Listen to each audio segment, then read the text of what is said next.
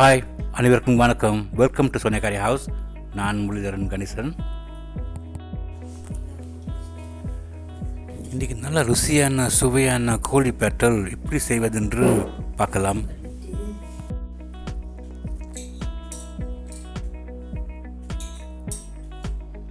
இந்த கோழி பேட்டல் செய்வதற்கு அனைத்து தேவையான பொருட்களும் வாங்க பார்க்கலாம்.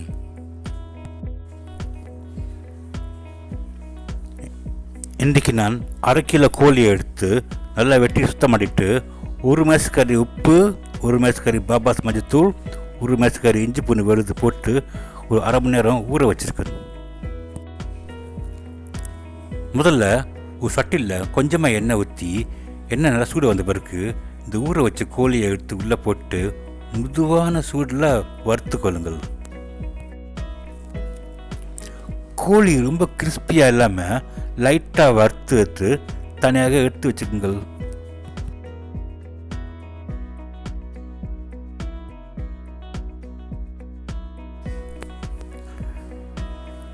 அதன் பிறகு இன்னொரு சட்டியில் கொஞ்சமாக எண்ணெய் ஊற்றி எண்ணெய் நல்லா சூடு வந்த பிறகு 2 பட்டை, 2 லவங்கப்பூ, 4 ஏலக்காய் உள்ளே போடுங்கள்.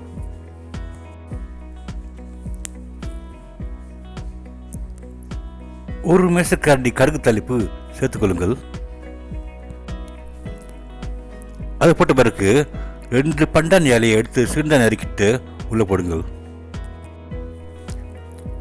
கூடவே ஒரு கொத்து கருவேப்பிலை சேர்த்து நல்லா மனம் வர வரைக்கும் வதக்கிக் கொள்ளுங்கள். அப்படி காரம் உங்களுக்கு அதிகமாக வேண்டும் என்றால் 2 காஞ்ச மிளகாய் வெள்ளை பிச்சு போடுங்கள். ஒரு பெரிய வெங்காயத்தை நீட்டாக வெட்டிட்டு உள்ளே போடுங்கள்.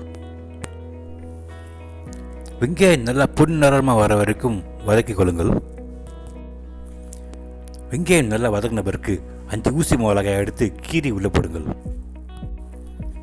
2 மேசக்கரண்டி இஞ்சி பூண்டு விழுது சேர்த்துக்கொள்ளுங்கள். 1 அல்லது 2 பெரிய தக்காளி பழம் சிறந்த நறுக்கிட்டு உள்ளே போட்டு நல்லா மசைகிற வரைக்கும் வதக்கிக் கொள்ளுங்கள். வேண்டுமென்றால் சிறிதளவு எண்ணெயை ஊற்றி 1 மேசக்கரி பாபாஸ் மஞ்சத்தூள் உள்ளே போடுங்கள். அது போட்ட பிறகு 3 மேசக்கரி பாபாஸ் மிளகாய்த்தூள் உள்ளே போடுங்கள். சட்டி அடிப்பிடிக்காமல் இருக்கிறதுக்கு சிறிதளவு தண்ணி சேர்த்துக்கொள்ளுங்கள்.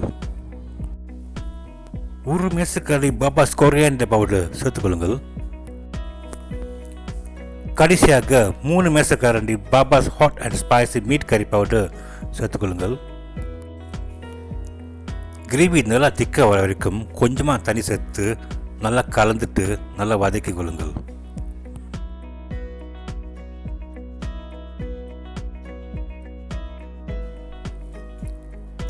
கிரேவி நல்லா திக்காக வந்த பிறகு வறுத்து வச்ச கோழியை எடுத்து உள்ளே போட்டு நன்றாக கலந்து வதக்கி கொள்ளுங்கள்.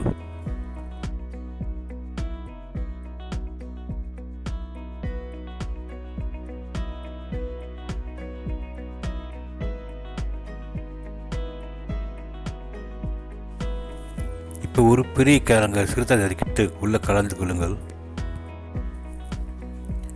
எல்லாத்தையும் நன்றாக வதக்கிட்டு 2 மேசக்கரண்டி உப்பு சேர்த்துக்கொள்ளுங்கள்.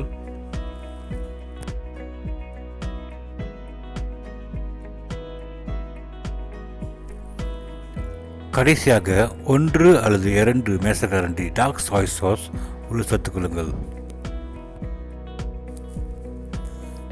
அடுப்பு மிதுவான சூடில் வச்சு எல்லாத்தையும் நல்லா கலந்து விட்டுட்டு ஒரு 5 நிமிடம் வேக வைங்கள்.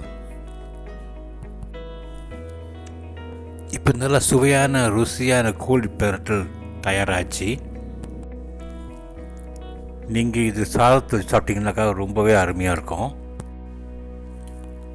மற்றும் தோசை, இட்லி, சப்பாத்தி, ரொட்டி சேனலில் வச்சு சாப்பிட்டா கூட ரொம்பவே சூப்பராக இருக்கும். இது வரைக்கும் பார்த்ததுக்கு ரொம்ப நன்றி. நீங்களும் இதே மாதிரி செய்து பார்க்கலாம். மறக்காமல் நமக்கு like, share, subscribe and comment பண்ணுங்கள். நன்றி, வணக்கம்.